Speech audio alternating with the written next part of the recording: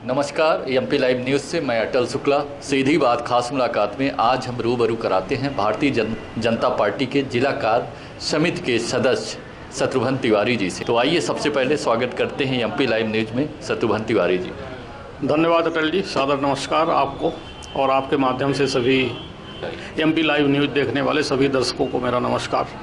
सबसे पहले हमारे दर्शकों को ये बताइए कि आपके सियासी सफ़र की शुरुआत कब और कैसे हुई, किससे प्रेरित होकर आप राजनीति में आए? अटल जी, मैं मुख्य रूप से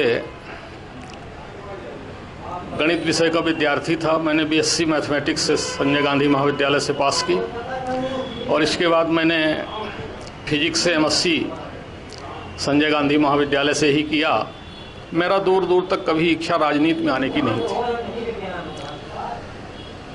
लेकिन कुछ ऐसे कांग्रेस के उस समय दिग्विजय सिंह जी मुख्यमंत्री थे मध्य प्रदेश में और शिक्षा कर्मियों की नियुक्ति उन्होंने प्रारंभ की। मेरा वास्तव में शैक्षणिक कार्यों में ही जाने का विचार था। मैंने एमएससी इसी उद्देश्य से किया था कि मैं विद्यार्थियों को पढ़ाने जाऊंगा, लेकिन जब शिक्षाकर्मी की भर्ती होने लगी तो मेरा मन उस तरफ से बिल्कुल खिन्न हो गया कि हमारी शिक्षा का इस तरह से बेजा दोहन किया जा रहा है सरकारों के द्वारा। तो मैंने निश्चय किया कि अब मैं वकालत ला की पढ़ाई करूंगा और वकालत पेशे में जाऊंगा। और उस समय से फिर मेरा 90 के बाद मेरी इच्छा ये हुई और फिर मैंने एलएलबी की पढ़ाई प्रारंभ की और 94 वर्ष में ला की डिग्री हमने ली और 1997 से फिर मैं वकालत पेशे में आ गया और राजनीति से जुड़ाव मेरा हो गया और भारतीय जनता पार्टी का सदस्य मैं 1995 में बना। आपने भारतीय जनता पार्टी को ही क्यों अपना दल बनाया? किससे प्रेरित होकर भारतीय जनता पार्टी जैसे बड़े दल में आप जुड़े? मेरा एमएससी फिजिक्स से हुआ, मैंने आपसे पहले बताया। उस समय डॉक्टर मुरली मनोहर जोशी भाजपा के राष्ट्रीय अध्यक्ष हुआ करते थे और आपको शायद ये मालूम होगा कि डॉक्टर मुरली मनोहर जोशी भी फिजिक्स के प्राध्यापक थे इलाहाबाद विश्वविद्यालय में। अटल जी तो उस समय पूरे देश के लोगों के तन-मन में समाये हुए थे, उनकी प्रेरणा तो थी ही, लेकिन डॉक्टर जोशी मेरे प्रेरणा स्रोत थे कि जब डॉक्टर जोशी जैसा विद्वान आदमी जो भौतिक शास्त्र का प्राध्यापक है और वो भारतीय जनता पार्टी में काम कर रहे हैं, तो मैंने भी सोचा कि मैं भी भौतिक शास्त्र का विद्यार्थी था और डॉक्टर जोशी को मैं अपना आदर्श मानता था। उन्हीं की प्रेरणा और उन लोगों को देखकर मैं भारतीय जनता पार्टी में जुड़ा। लगातार 28 वर्षों से पार्टी से जुड़कर आप लगातार पार्टी के हित में काम कर रहे हैं। पार्टी ने जो जो दायित्व दिए उन दायित्वों का निर्वहन भी आपने किया। तो अभी तक जो 28 साल का आपका सफ़र है उसको किस तरह से देखते हैं और अभी तक का क्या अनुभव रहा पार्टी में काम करने का? जैसा कि मैंने आपको बताया, भारतीय जनता पार्टी वास्तव में जो कहती थी कि पार्टी विद डिफरेंस, ये कार्यकर्ता आधारित दल है और इसमें वास्तव में कार्यकर्ता का महत्व होता है। मैं जब से जुड़ा भारतीय जनता पार्टी में मैंने हमेशा ये महसूस किया कि भारतीय जनता पार्टी कार्यकर्ताओं का दल है। इसमें जो भी व्यक्ति कार्यकर्ता भाव से हमेशा काम करता है वो लंबे समय तक काम कर सकता है, लेकिन जब किसी भी कार्यकर्ता के मन में नेता का भाव पैदा हो जाता है कि मैं अब नेता हो गया हूं, तो उस समय फिर भारतीय जनता पार्टी में उसका उतार प्रारंभ हो जाता है। मैंने ऐसा अनुभव किया है और कार्यकर्ता के महत्व के कारण ही मैं भारतीय जनता पार्टी में जुड़ा और जो मेरी ये यात्रा जितने वर्षों की है भारतीय जनता पार्टी में, मुझे बहुत जल्दी वर्ष 2000 में मैं 95 में पार्टी से जुड़ा और 2005 वर्ष के अंदर मुझे भारतीय जनता युवा मोर्चे का जिले का अध्यक्ष, जबकि संयुक्त सीधी और सिगरौली जिला था, तब बनाया गया। मैंने अपनी सामर्थ्य के अनुसार युवा मोर्चा को सीधी सिगरौली जिले में मजबूत करने का काम भी किया और आज जितने भी आप नौजवान नेता देखते हैं वो सब मेरे साथी थे। सबको मैंने गांव-गांव से खोज कर और मैं अपने साथ जोड़ा था और आज वो बड़े बड़े पदों पर पहुंच चुके हैं। मैं भले ही उसके बाद कोई किसी पद में नहीं रहा, इसी जिम्मेवारी में नहीं रहा, लेकिन मेरे बहुत सारे साथी जिनको मैंने पार्टी से जोड़ा था वो बड़े बड़े पदों में पहुंच चुके हैं और इसकी मुझे खुशी है। आपका मैंने वो दौर भी देखा है जब आप जिले की राजनीति में सक्रिय भूमिका में रहते थे और एक स्तंभ की भूमिका निभाते थे, चाहे संगठन की दृष्टि से हो चाहे सत्ता की दृष्टि से हो, आप लगातार सक्रिय भूमिका में थे। लेकिन आज कहीं ना कहीं आप अपने आप को उपेक्षित महसूस कर रहे हैं, पार्टी ने आपको दरकिनार किया है, इसका क्या कारण? अटल जी, पार्टी ने दरकिनार किसी को नहीं किया है। पार्टी में जो भी पुराने कार्यकर्ता हैं, वो एक दौर ऐसा आया है कि 2003 के पहले और 2003 के बाद, 2003 से मेरा मतलब कि जब उमा जी के नेतृत्व में मध्य प्रदेश में भारतीय जनता पार्टी की सरकार कई वर्षों बाद स्थापित हुई, और उस सरकार को स्थापित करने में जिन कार्यकर्ताओं ने अपना खून पसीना बहाया था, संघर्ष किया था, श्रम किया था, आज वो हर कार्यकर्ता कहीं न कहीं पीछे छूट गया। और अपने आप को, केवल मैं नहीं, वो सारे कार्यकर्ता जो अपने विचारधारा के कारण भारतीय जनता पार्टी से जुड़े थे, वो आज अपने आप को थोड़ा सा कहीं न कहीं उपेक्षित शब्द आप कहें या कि आप ये कहें कि समय का परिवर्तन कहें, कि वो लोग परिदृश्य में कम दिखते हैं। और उसकी वजह मैं जो मानता हूं कि बहुत सारे नए लोग जुड़े हैं। 2003 में जब सत्ता प्राप्ति हुई और लंबे समय तक शिवराज सिंह जी लगातार 3 पंचवर्षीय मुख्यमंत्री हुए, 15 वर्ष की वो सत्ता, और फिर ये कांग्रेस का 15 माह का शासनकाल छोड़ दे तो फिर से भारतीय जनता पार्टी की सत्ता। तो ये सत्ता की बुराई भी आप कह सकते हैं कि जब सत्ता आ जाती है तो बहुत सारे लोग बाहर से आते हैं, और बाहर से आते हैं, स्वाभाविक है, बड़ा राजनीतिक दल है तो बाहर के लोगों का स्वागत होता है, और जब दल कोई भी विस्तार तभी पाता है जब बाहर से लोग आएंगे। लेकिन मेरा आपके इस चैनल के माध्यम से, चूंकि ये बात पार्टी फोरम में मुझे उठानी चाहिए, लेकिन चूंकि पार्टी फोरम में ऐसे अवसर नहीं मिल पाते हैं, मैं आपके चैनल के माध्यम से मैं ये बात कह रहा हूँ कि मेरे पार्टी के जिम्मेवार लोग जो भी यदि सुने तो उनको इस पर विचार करना चाहिए कि पार्टी में ठीक है, बाहर के लोगों का स्वागत होना चाहिए।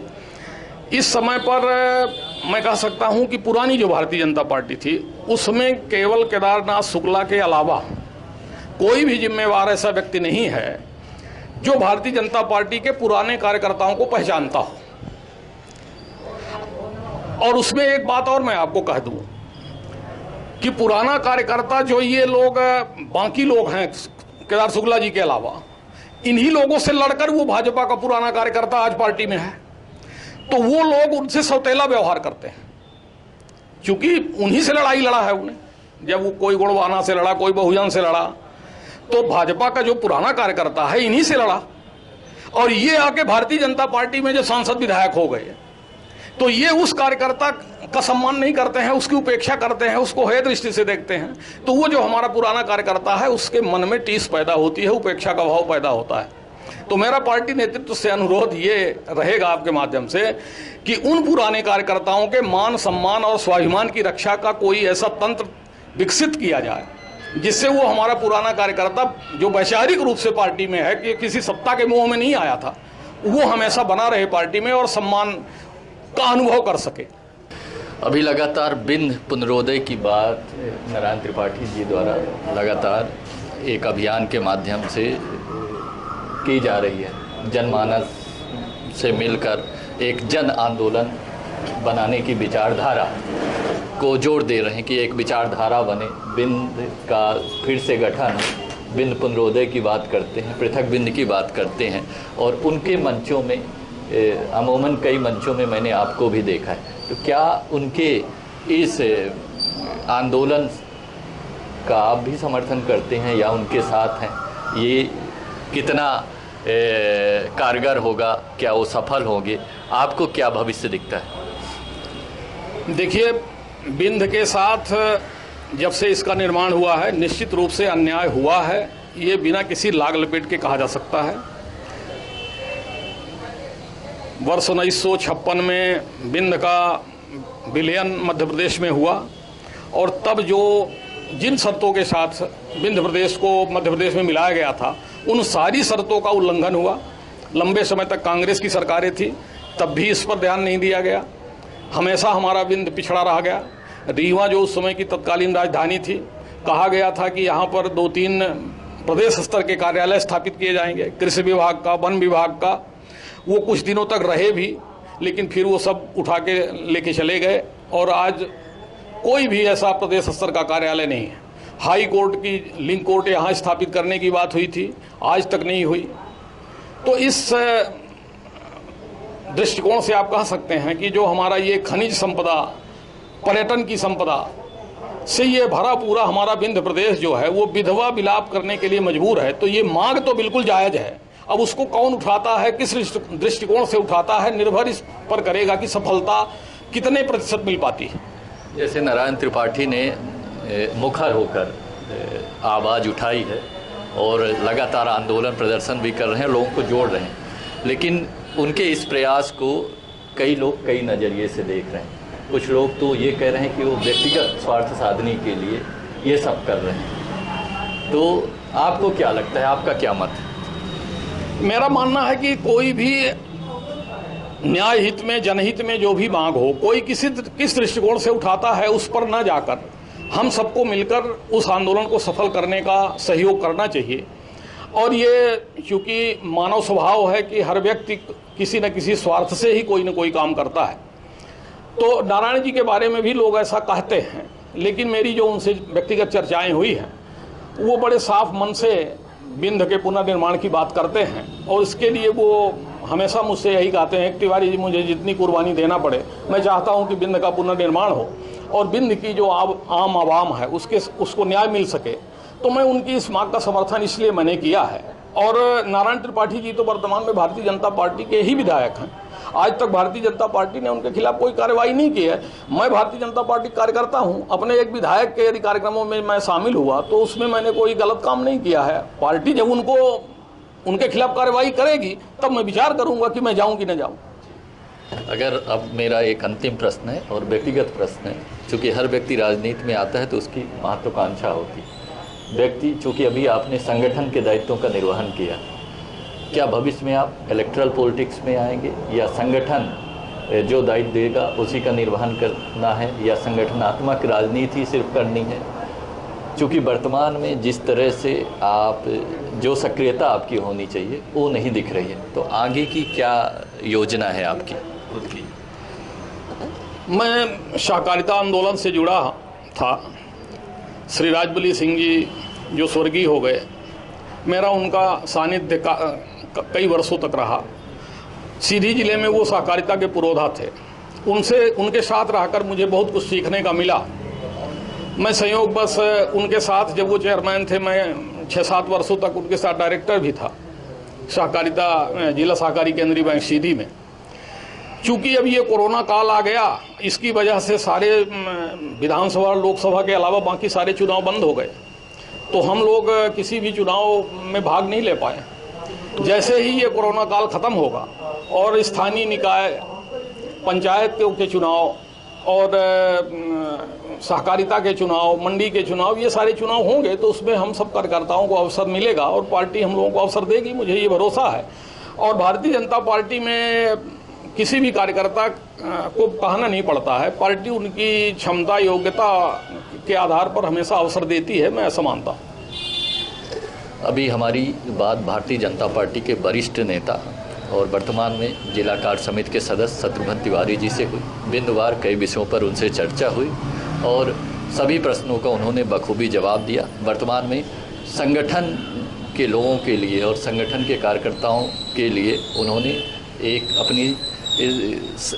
एक समझाइश भी दी, एक सुझाव भी दिया कि जो भारतीय जनता पार्टी का मूल कार्यकर्ता है उसको उपेक्षित ना किया जाए। क्योंकि वर्तमान राजनीति के परिप्रेक्ष्य में उन्होंने बात की कि जो बाहर के लोग आ रहे हैं उनको ज़्यादा महत्व दिया जा रहा है और जो वास्तव में मूल कार्यकर्ता है, जो लगातार रात दिन पार्टी के लिए मनोयोग से लगा रहा, वो कहीं ना कहीं उपेक्षित हो रहा है। उन्होंने असंतोष भी जाहिर किया है, लेकिन भविष्य के बारे में, अपने व्यक्तिगत राजनीति के बारे में उन्होंने ये भी कहा है कि अगर पार्टी सबके बारे में समान दृष्टि से सोचती है और उसको पता है कि कौन सा कार्यकर्ता कहाँ काम आएगा वो बखूबी उसका इस्तेमाल भी करना जानती है। जब जो भी मुझे दायित्व मिलेगा मैं उन दायित्वों को निर्वहन करने के लिए हमेशा तत्पर रहूँगा।